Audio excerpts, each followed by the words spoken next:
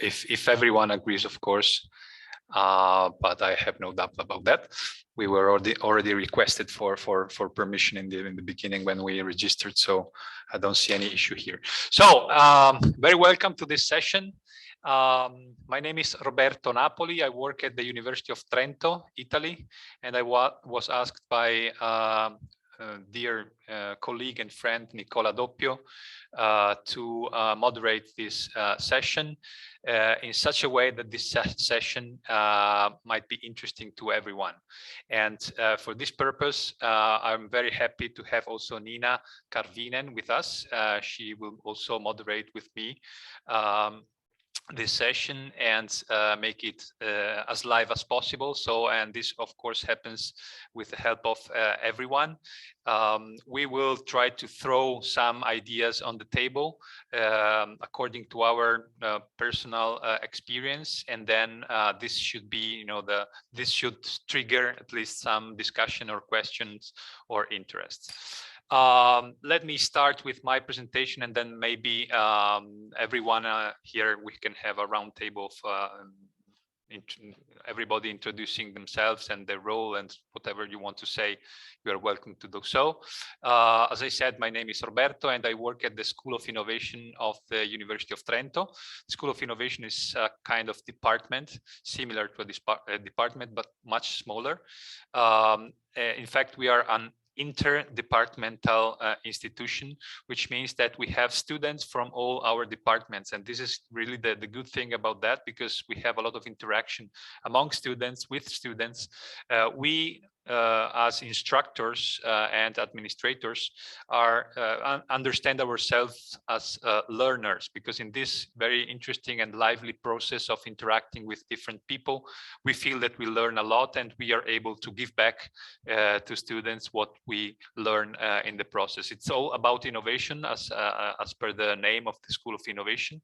We try to instruct, or better give students and learners some experiences about innovation in a very broad sense. It might be intrapreneurship, so entrepreneurship within existing companies, so generating innovation within existing companies, or generating new businesses, startups, and so on. So anything connected with that is appropriate in our School of Innovation.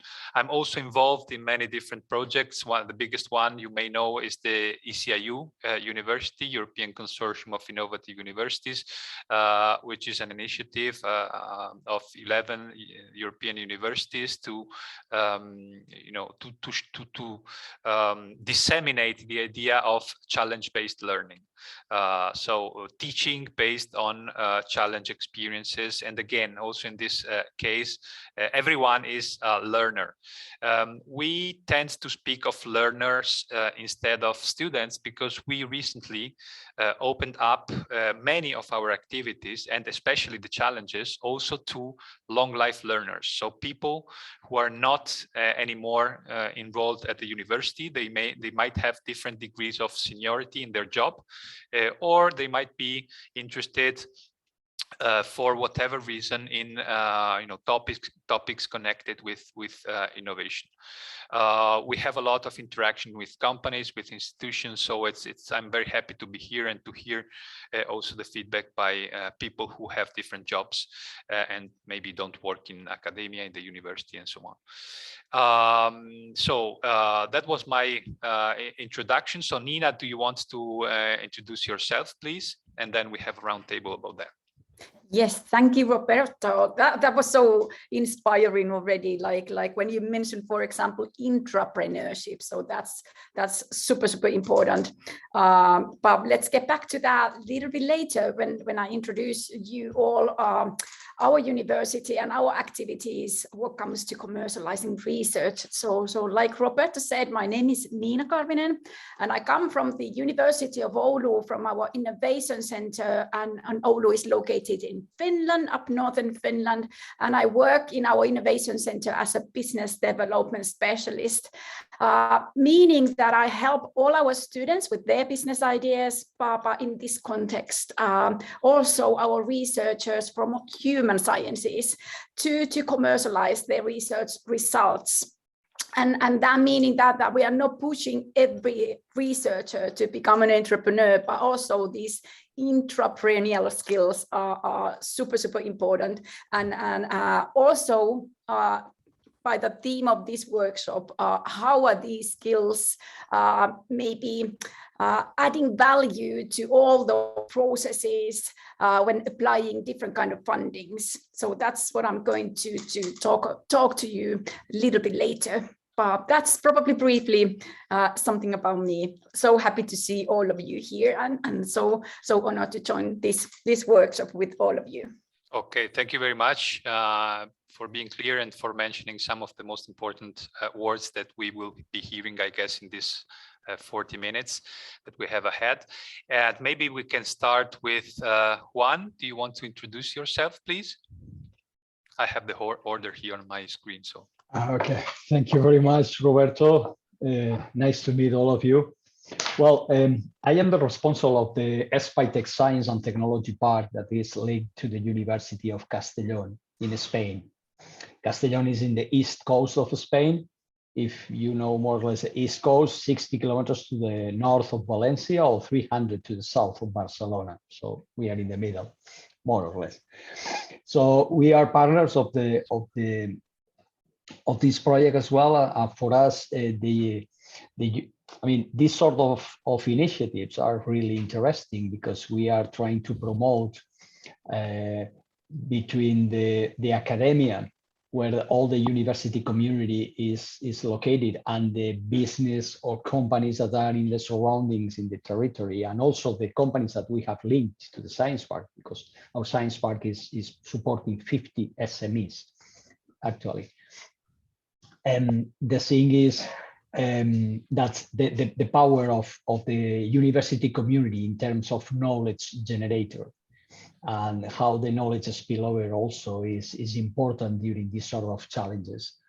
So the companies were very happy with the process. For us, was the first experience that we had with this UX challenge, and indeed we are planning for the next 16th and 17th of November, the new UX challenge out of the project, but just for helping the rest of the companies that were not being able to participate in the first competition, in order to give them the possibility to get support from the university community as well. So we are selling the project in some way, because for us was a very good experience.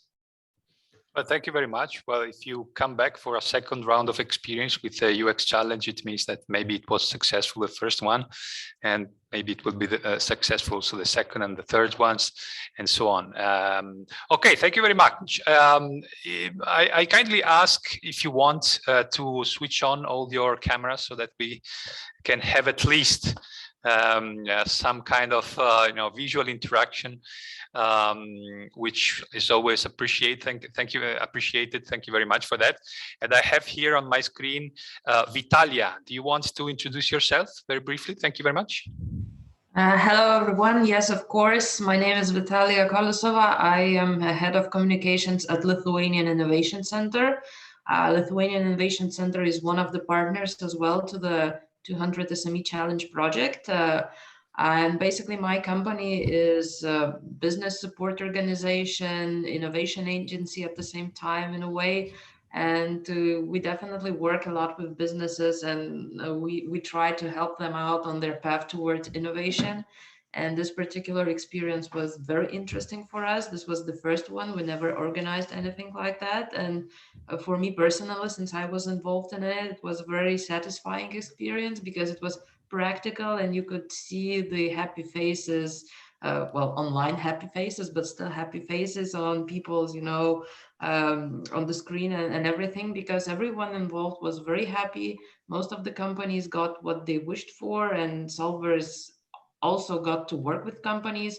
We have, I think, 3 teams that continued their work with companies after the UX challenge. So I think it was a very good result in this matter. And so I'm wondering how you are planning, or how would you like, to scale up, or I don't know, use it somehow within the university approach. So this is why I'm here, and I'm looking forward to your ideas and also maybe provide some of mine.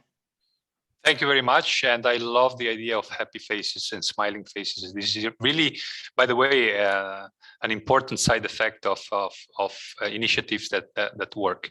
Okay, thank you very much. And I have here Judith Schmaus. Floor is yours. Yes, hi. Hi. My name is Judith and I work at the Friedrich-Alexander-Universität Erlangen-Nürnberg as a project manager at the chair of technology management. And we also do lectures about entrepreneurship and like R&D management. So and we also try, like, if a student comes up to us with an idea and she's like, hey, I like to make something out of it, that we try to connect the student with the right people and like connect them with just people who can foster that idea, and that the student has the chance to make something out of it. So yeah, that's why I'm here, and I'm always eager to see new faces and to get new insights and to learn. Thank you very much. Well, connections, yes, was not mentioned before, and that's very important as well. Thank you for that. And I have here Maret. Yes, hello, I'm Maret. Hello. Thank you, Roberto. I'm Maret, and I come from University of Tartu. I am the Startup Lab manager. Startup Lab is a small unit that is serving basically the whole university, and not only Tartu University, but the whole region. And we are providing each semester business idea development program to students. So it's basically from idea to validated business model. And additionally, what is different is that we, our supervisors are startup founders, experts, practitioners, and there's a huge network of mentors. So we connect students with mentors.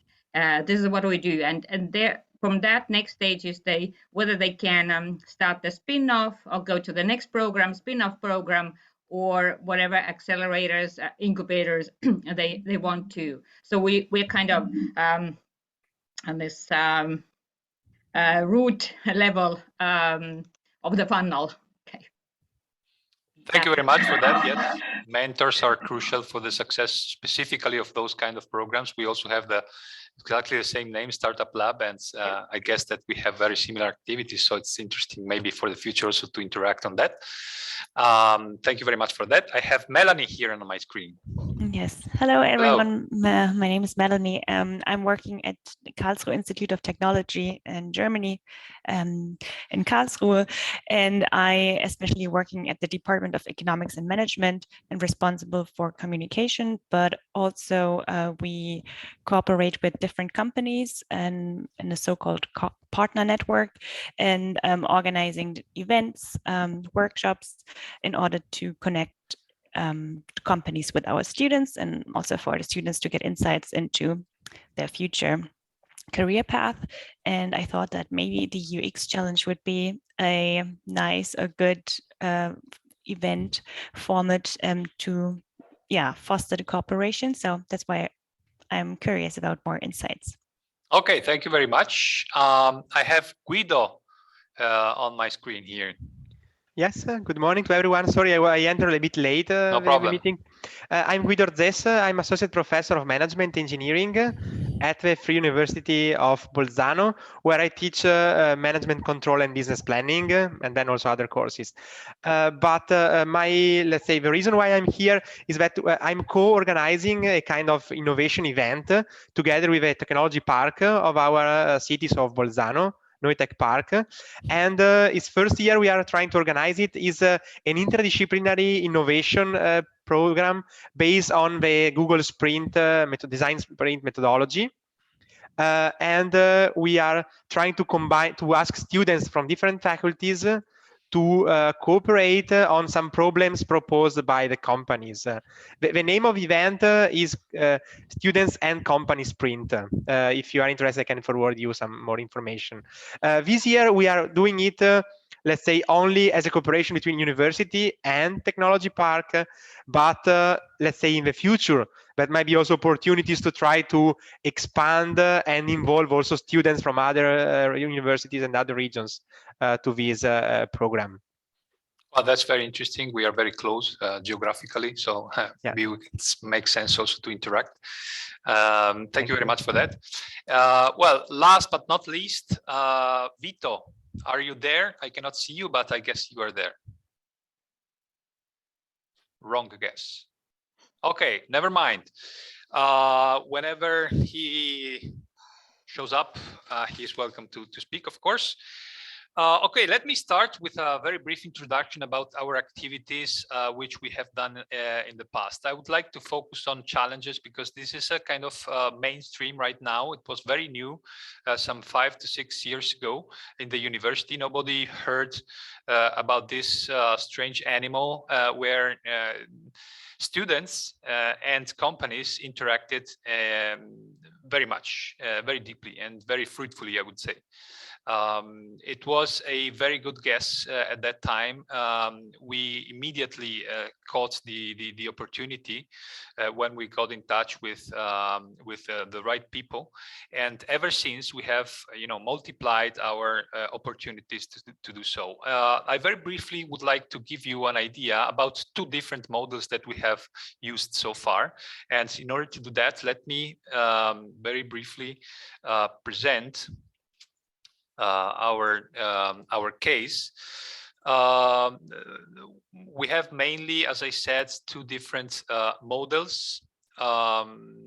In the first model, well, we ran for a number of years what we called the Innovation Olympics, where we had companies coming in, like in this scheme here. We assigned to each company 5 teams composed of 4 to 5 students. So it was a large group of 20 to 25 students working intensively for about 2.5 months or so on what we call the Innovation Challenge launched by the company. Okay. This is more or less the scheme that we used in this Innovation Olympics. We had the first phase in which we forced our students to stay on the problem rather than jumping to conclusions, and they needed to understand.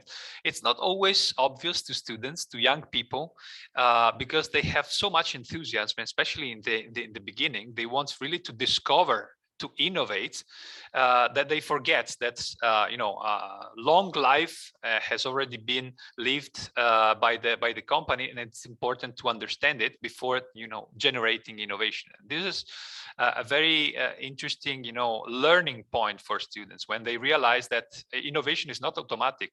It's not just about having the idea, but before that it's knowing what we are talking about and then starting to generate innovation, which of course happens in the second phase of the game, which typically lasts 2 to 3 weeks. And then typically we had a presentation by the students of 4 to 5 ideas, which was great value to the company, because if you consider that we had 4 or 5 teams, they heard around 20 to 25 ideas. Some of them, of course, overlapped, but we as mentors tried to avoid overlapping as much as possible. Okay, so that was a very good selling point of this initiative to the companies. The companies involved in this kind of game or activity paid good money in order to enter this program. And I mentioned that because this is a really important part of the game.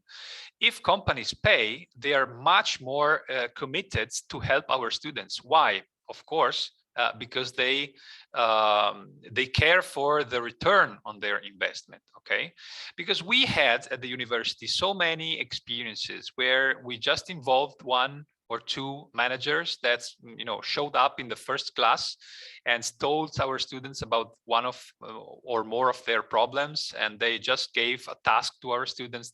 They came back maybe 1 month later, 2 months later. They quickly read the final reports by our students. They clapped, applause, and then they left maybe with some small prize or recognition for our students. But in that cases, the learning experience for our students was not so intense. If it was still interesting, to interact with managers. But in this case, when the managers are really committed because they want to extract value from our students, this is something that our students appreciated very much. It's a process of taking the university a bit out of the direct interaction in order to allow students and managers to work very intensively together. This was a little bit of the selling point to both parts, okay? Because we realized that not only our students were very interested to interact and learn a lot from companies, but also the other way around. So companies were interested in getting the feedback by the students. Okay, so looking at their own company with the eyes of young people, enthusiast people, so our students. So in the end, we had a lot of the happy faces that were mentioned before, and this is all what we want from this kind of experiences. No, happy people, happy students in the first place, and also happy companies, because they are definitely part of the of this innovation game. Just to for you to understand what kind of challenges we had and what kind of companies. I mentioned here just a few examples, but it's really market oriented. Okay, so Fantic Motor, they produce e-bikes and motorbikes. So find the best business model for online selling in the North American market. They are based in Italy, northern Italy, and they wanted to expand to the North American market. How to do that? So give me ideas just to penetrate with online selling in that market. This was one of our challenges. So very market driven. Or let's say Marangoni, a multinational tire retrading company based here in Trentino, who have really international activities all over the world. So very interesting. So they retrade tires. So it was very interesting also from a cultural point of view, because it was a market example of circular economy, which we all speak about very much in these times, and so on. So design the future retread tire market in a 5-year horizon. Okay, just imagine what will happen, which requires, of course, not only imagination, but a lot of analysis, study, and so on. I don't want to give you more details, but I'm happy to come back if you ask questions. So this was the very first model that we applied in the last 5 or 6 years, and very much market driven.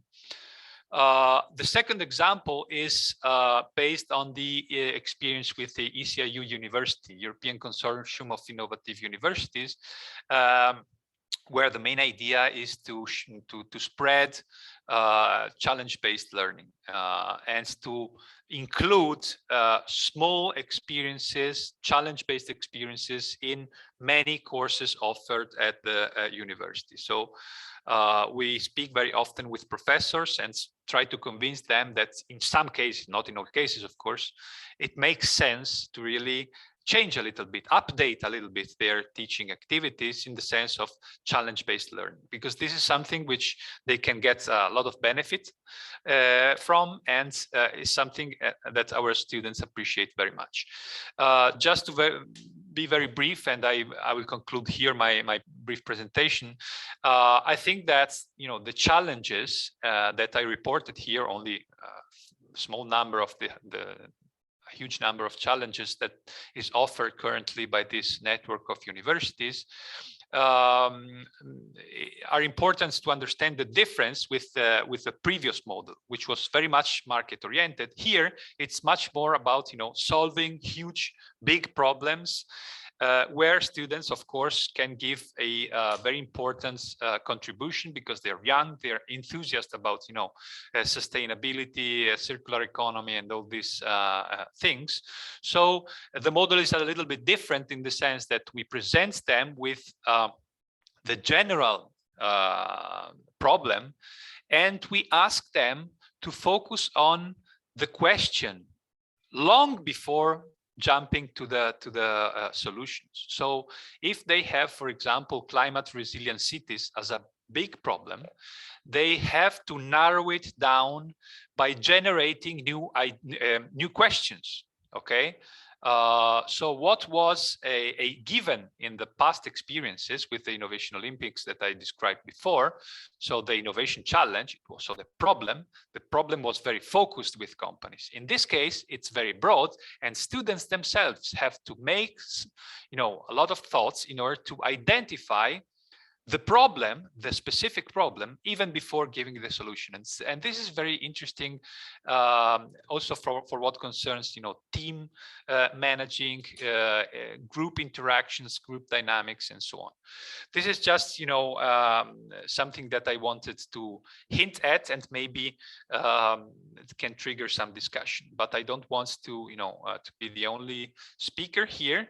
And I kindly ask, well, if you have questions, of course, I'm very happy to answer them. But please, can I ask Niina to take over the floor and give some stimuli to us? Thank you very much. Thank you, Roberto. Any questions for Roberto at the moment? Sorry, I just have a couple of questions on your initiative. First of all, it's very interesting, and I really like your presentation. My two questions are the following. First, how you ensure that, let's say, the expectation of companies about the quality of a solution, the quality of the results are met then by the ideas proposed by students. And the second question is how you manage the IP rights about the ideas, because this is a problem we are really facing now to regulate this IP transfer item. Yeah, thank you for those questions. First of all, our strategy was to work intensively with the company long before we started the competition, in order to have a very well-defined innovation challenge. Okay, so just the opposite of what happens with the ECIU experience, where the challenge is very broad. Okay, in the company cases, we tried really to have a focused problem like the ones that I showed you, in order to allow us mentors to bring the students back when they shot a lot of big ideas rather than the appropriate ideas which would solve the problem. In this way, well, this allowed us to interact fruitfully also with our students and teach them that, okay, it's important to have good ideas, but that's by far not the end of the game. Then it's about implementing good ideas. And that's the very point where one team won or lost the competition. Okay. But it was not easy, as you said, to have our students focus on the problem rather than dispersing themselves in the generating maybe very good ideas, but which then didn't have an impact for the company itself. And this is why we had constant interaction between students and companies, because we wanted to entrust companies with responsibility about leading a little bit our students wherever they wanted them to go, in such a way which, however, allowed also creativity by our students. Okay, so it was a kind of balancing between using creativity from our students and getting to the point assigned by the company. Not an easy task, and you recognized it, and thank you for that. Second issue was, can you remind me about the second? The IP. Okay. Well, very frankly, we didn't. Well, the challenges were not too technical. This allowed us to have students from very different disciplines, but it was not too technical. Okay, and it never happened in 5 years or 6 years of activity that we had such, dramatically innovative ideas which required IP protection. Okay, we of course had we had a non-disclosure agreement, of course, signed by everyone, students and any actors that may come into the game, but we never had this problem of such a good idea which needed protection.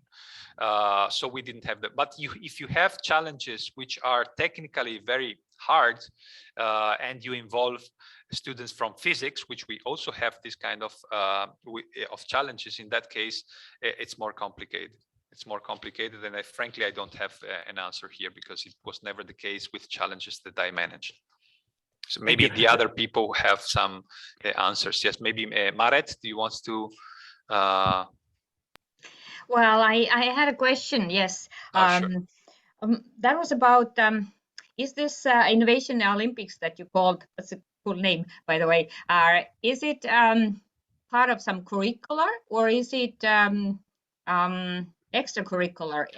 Do students get some ECTs? Well, that's also a very good question, because it's really part of, in my understanding, it's part of our success.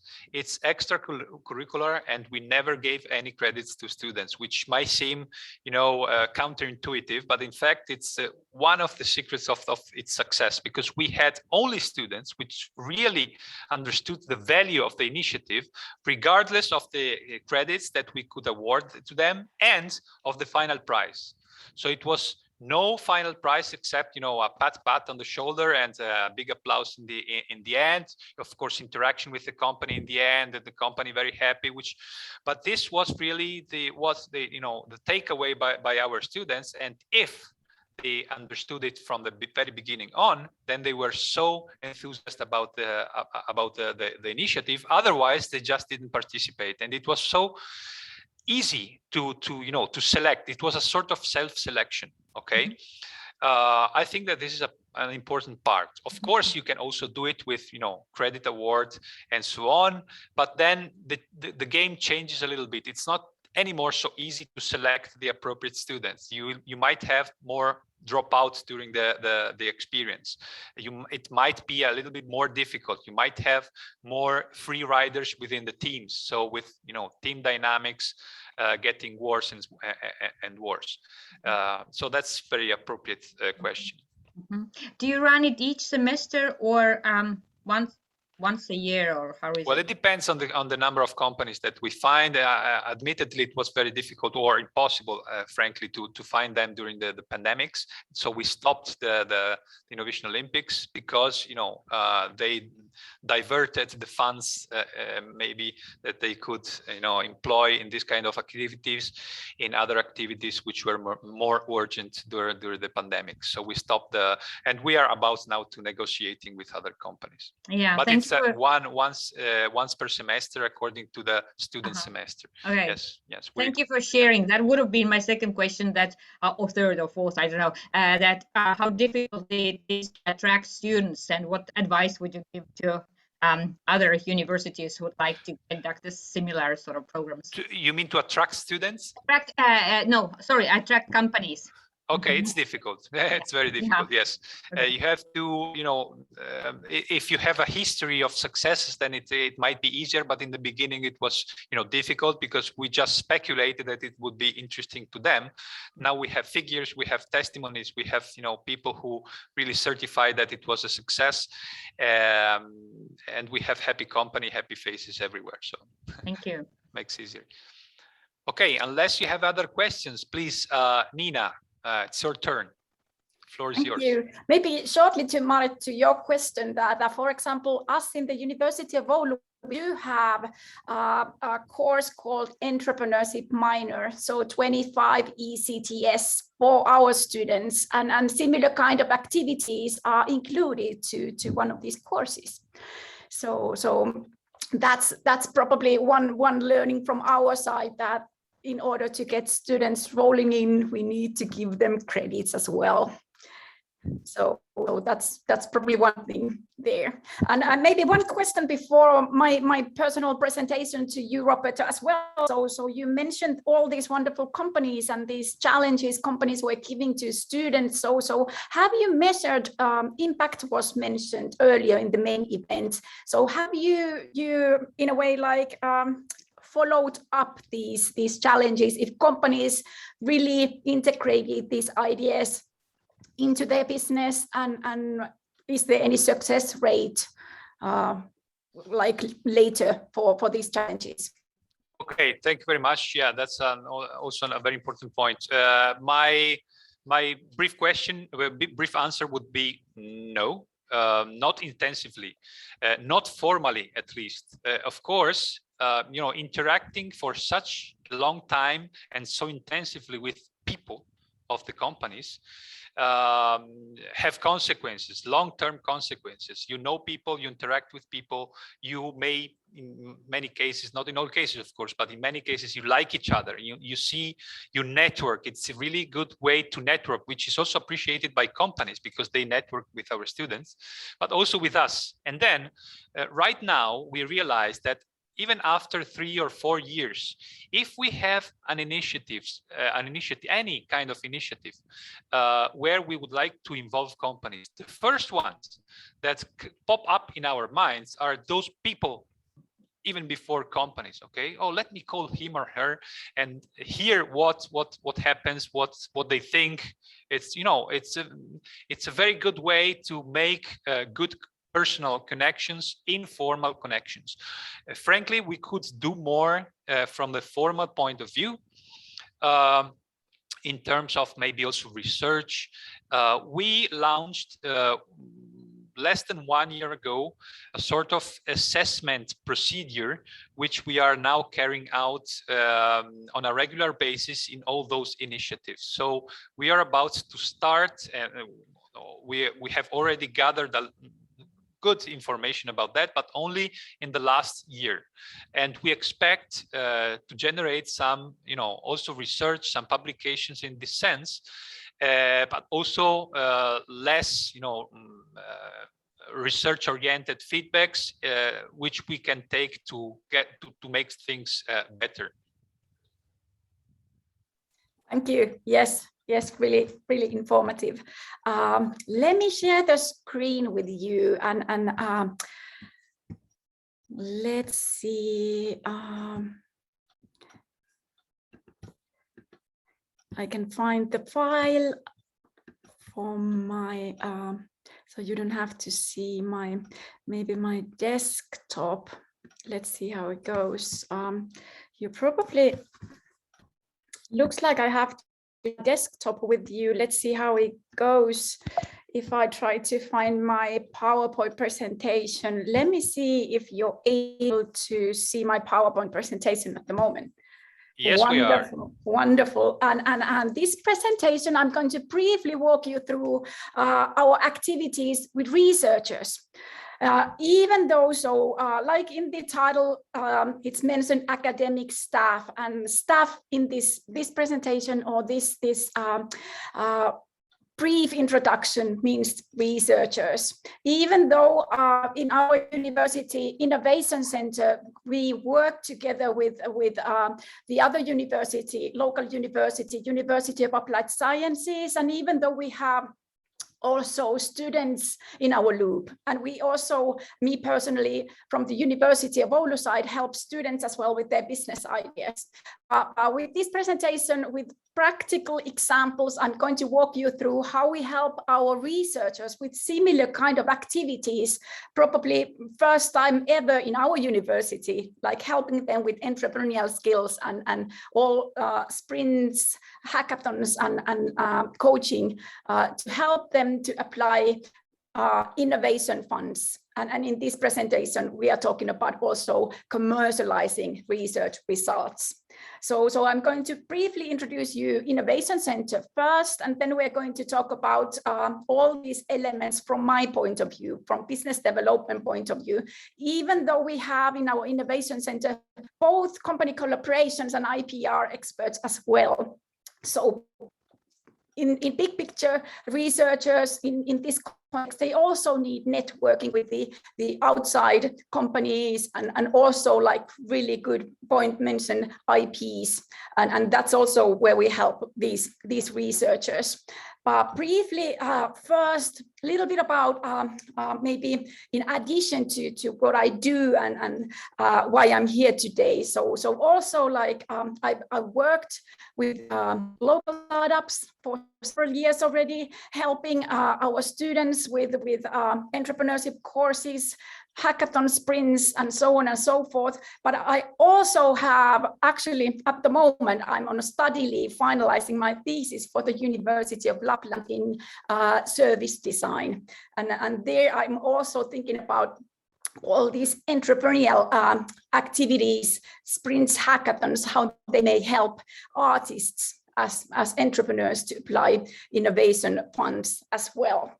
And like mentioned, our University Innovation Center, it's there for both local universities and we are there to help our researchers to commercialize their research results, both together with company collaborations and IPRs.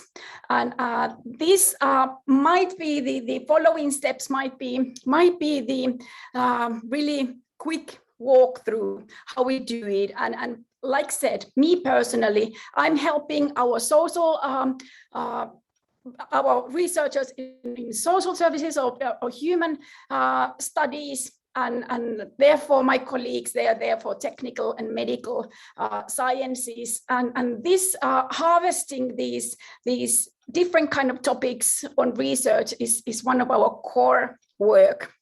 And based on this harvesting, we start kindly pushing these researchers to entrepreneurship or intrapreneurship, like mentioned in the beginning. So we are not pressing everybody to become an entrepreneur. Of course, also commercializing the research results in the way like collaborating with the local companies or companies, of course, in Europe, in Finland, or wherever, in order to have the maximum results. So, for example, when we recognize that there are these researchers who may have some ideas about commercializing their research results. So we have, first of all, we have this boot camp for them.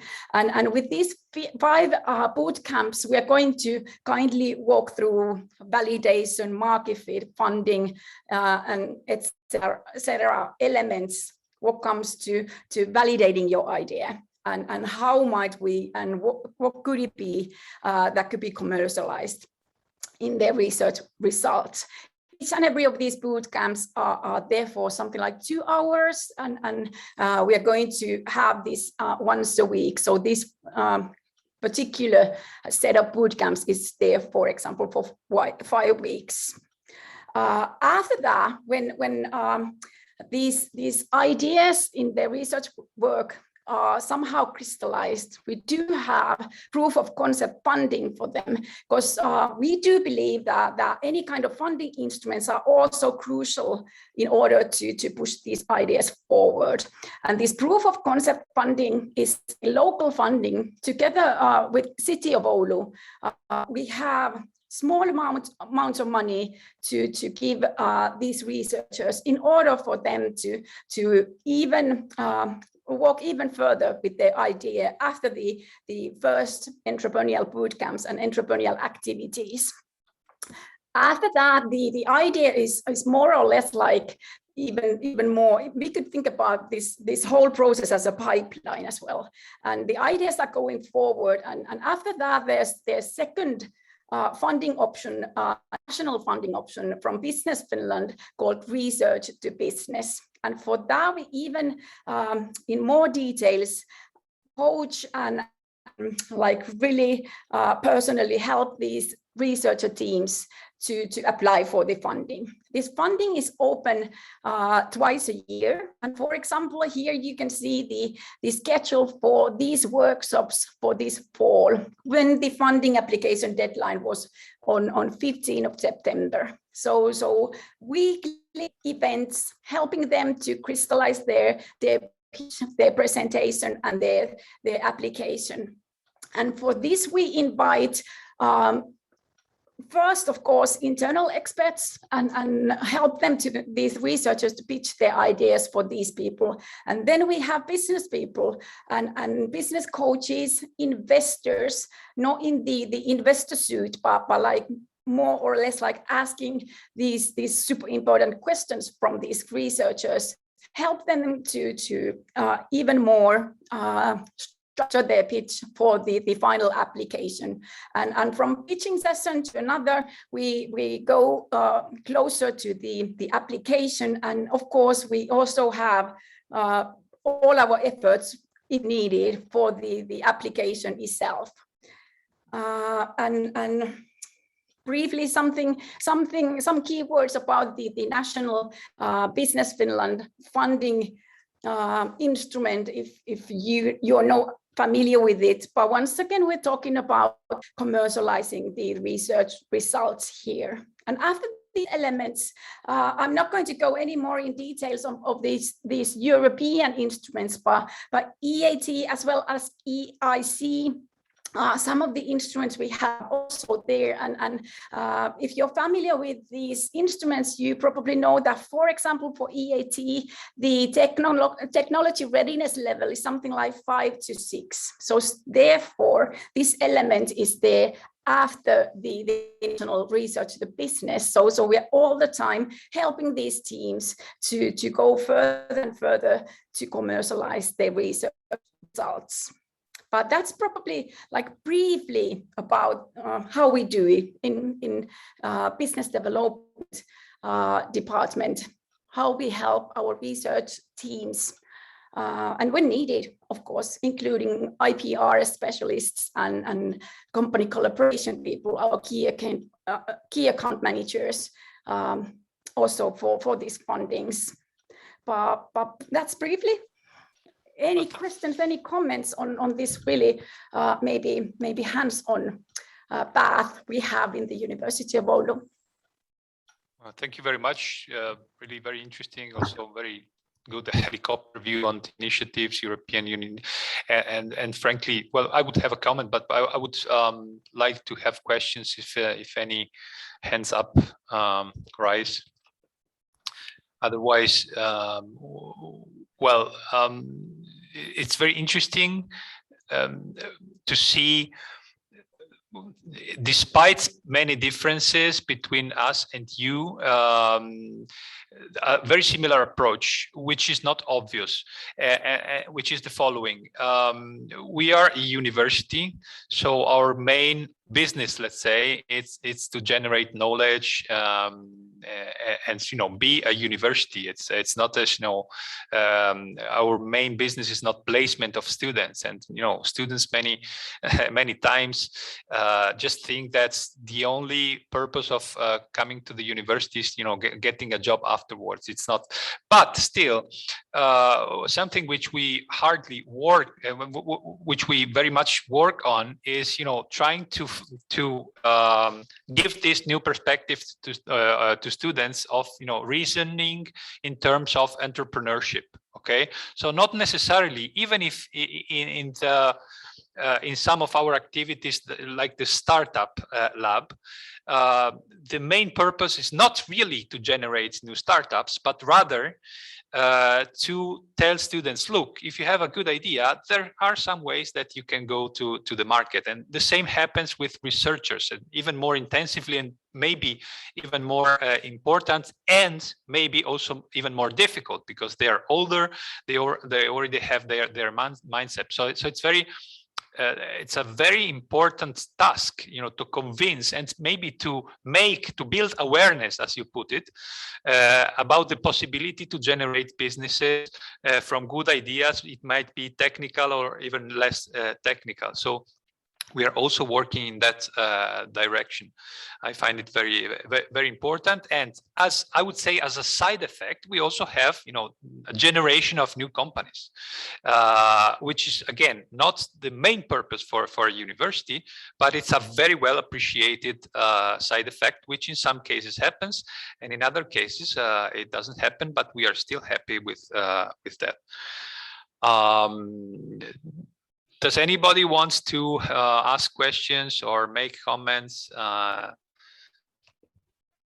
We still have 7 minutes. We have to stay here until the end. So if you have anything to...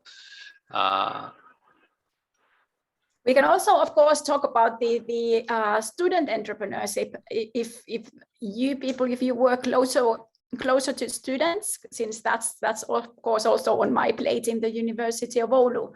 So if any questions how we handle these elements and these activities in our university, so I'm more than happy to help you also on that. Then let me okay, so we have Judith. Yes, I have a question on how you handle like different disciplines among the students. Like Roberto, I remember you already mentioned that you have students from very different disciplines in your innovation challenge. And how do you ensure like that there's not one team with 5 physics students or something? Like, do you in advance like kind of curate the teams to ensure that every discipline is kind of like that it's mixed, or how do you handle that?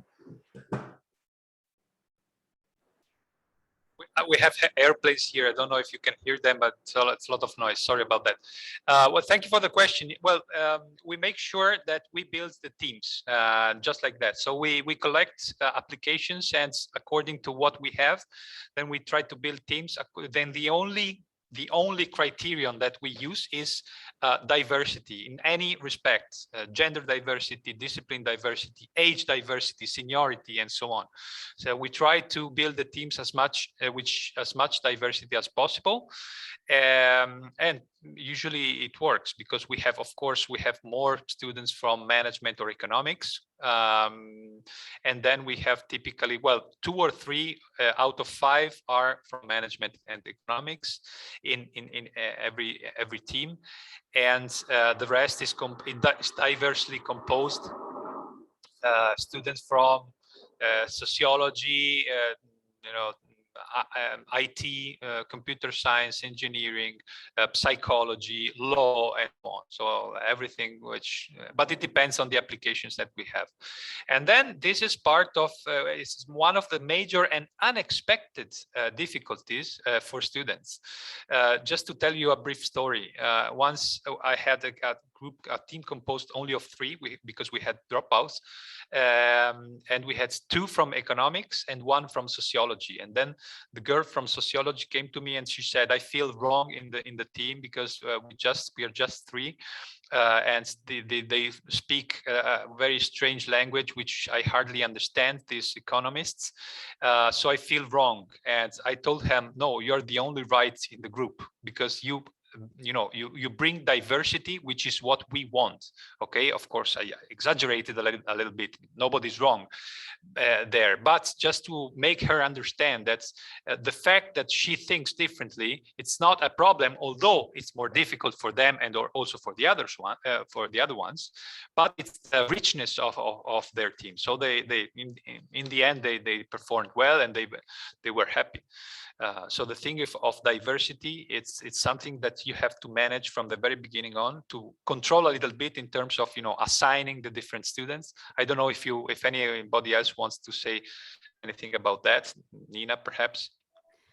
I could add that in our university, of course, we have this international concept called Startup Weekend, where there's actually like these students are already selecting their role during the weekend when they apply. So, but they are so general as artists, technical people, and so on and so forth. Otherwise, I'm letting my students to build their own teams, but coaching them through all the elements, how teams are built. So underlining the fact that they need to really critically also analyze the team in the sense of, are we able to someone here who's able to add value to this team? And for example, if there's all technical people, I'm guiding them to think through, are they able to do marketing and sales later, or do they need a new member in their team who can handle these elements? So coaching probably is the key, but I'm also emphasizing the chemistry between people. So therefore, letting them select their teammates also by themselves. Yeah, of course. I don't know if that, Judith, that was answer to your question. Yeah, thank you for sharing. There were some really inspiring insights. Thank you. Okay, I think we are done with this session. Well, thank you very much, Niina, for your contributions, and to everyone for participating. And we see each other again, hopefully very often, but for sure in a couple of minutes in the general session. Thank you very much. Grazie. Ciao, ciao. Thank you very much. Thank you, everybody. Also, my